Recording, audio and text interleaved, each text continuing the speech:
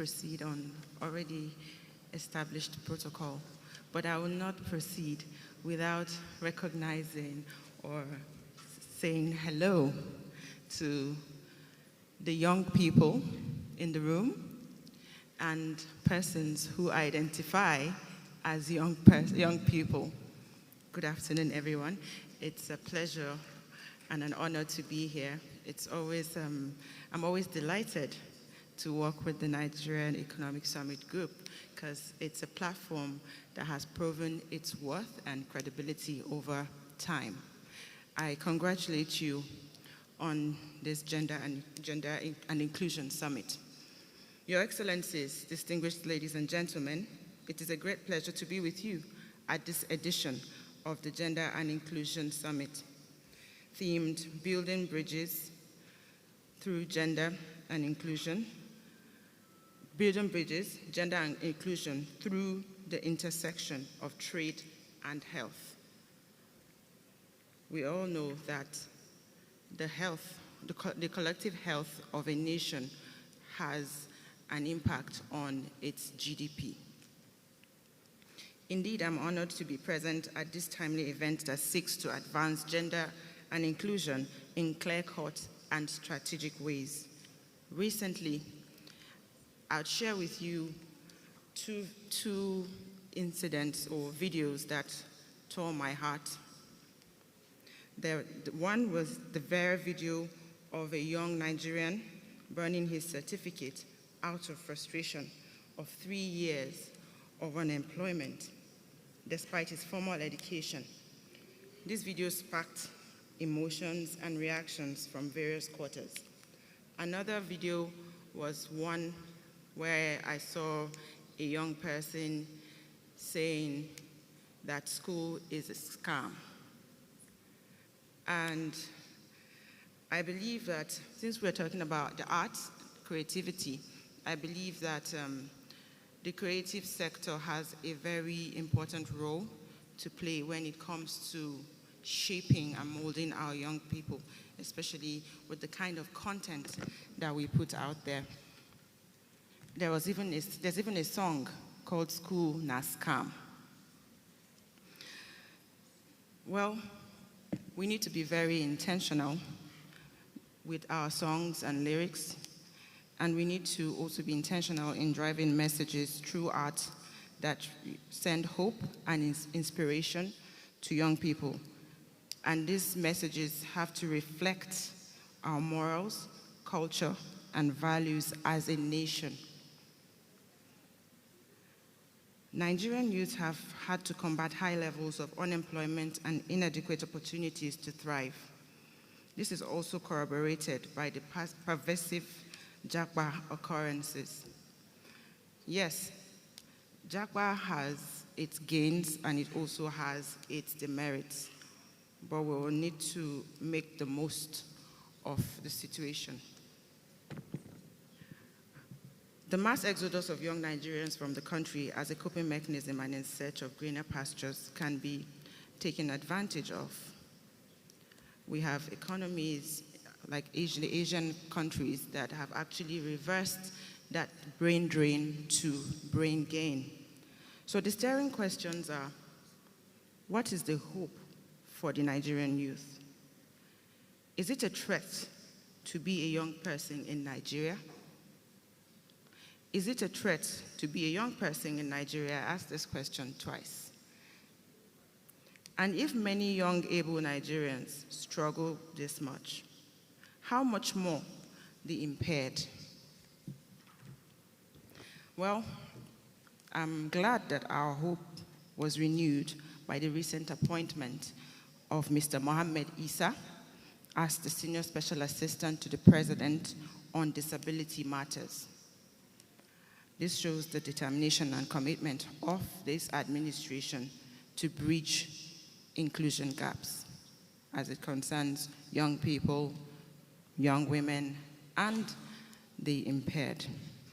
I acknowledge that the realities are stark and dark. Nonetheless, we're not hopeless. I dare affirm that our land is green and our hope and ours is to take our land. I dare affirm that our land is green and is ours to take and build. I'm delighted to share with you that in the next couple of days, the Federal Ministry of Youth Development will unveil her blueprint for young people in Nigeria. And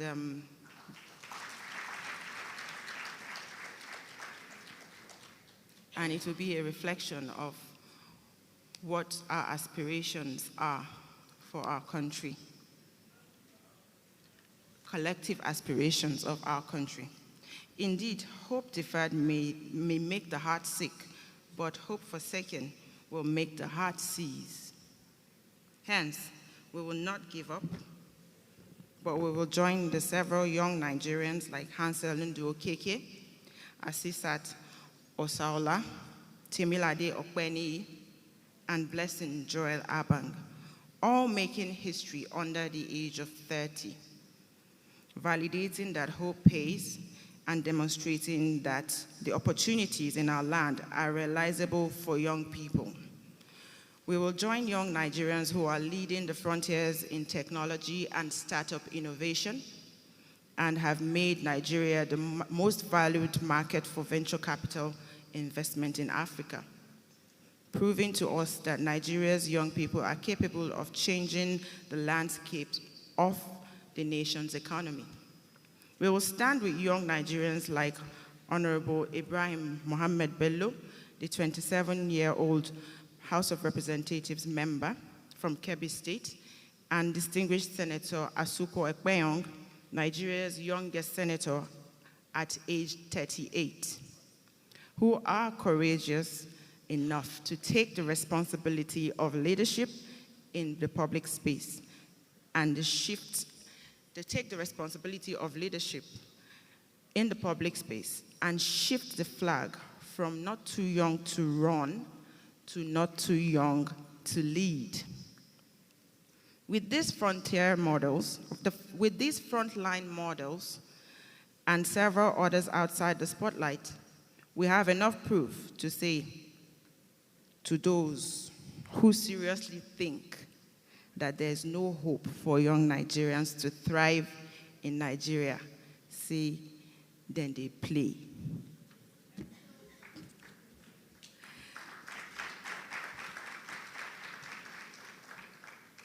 Now, beyond hope, what are the imperatives for young Nigerians to thrive? First, as youth, we must understand that power is not given. It is negotiated. It is not an entitlement either. And negotiating effectively requires that you bring real value to the table and that you understand what is at stake. So it's in the terms, you bring your A game to the table.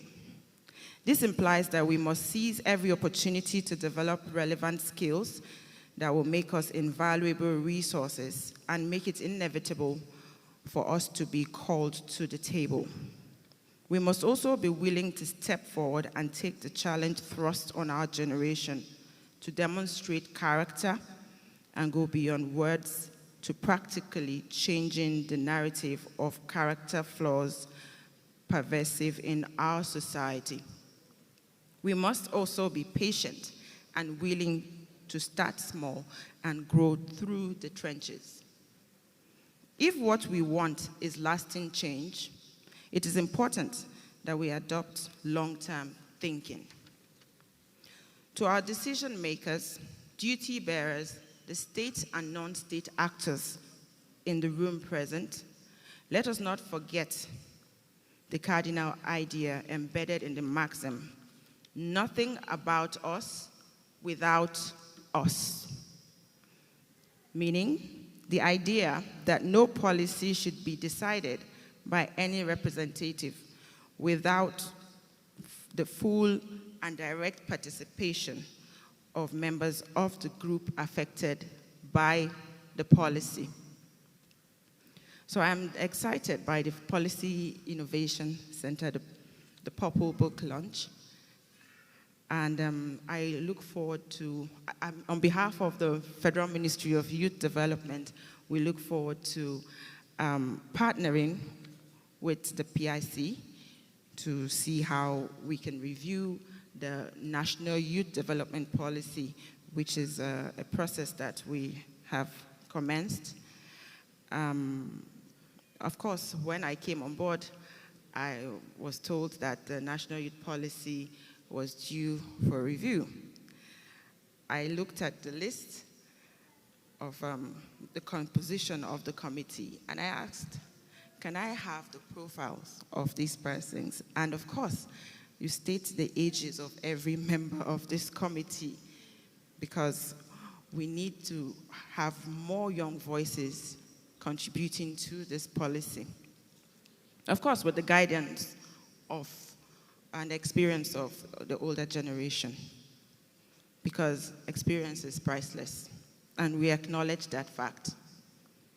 So please make it a point of duty to involve youths of all categories, able, impaired, or otherwise, in every decision making that impact our lives and our future. Listen to us. Hear us. Hear our opinions. Give us room to contribute. Afford us greater responsibilities.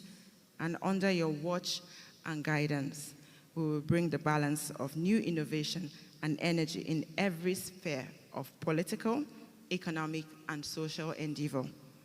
We will all be better for it, and our nation will experience new streams of prosperity. On that note, I will end this address by calling on everyone to say after me, anything for us without us is nothing. Thank you very much.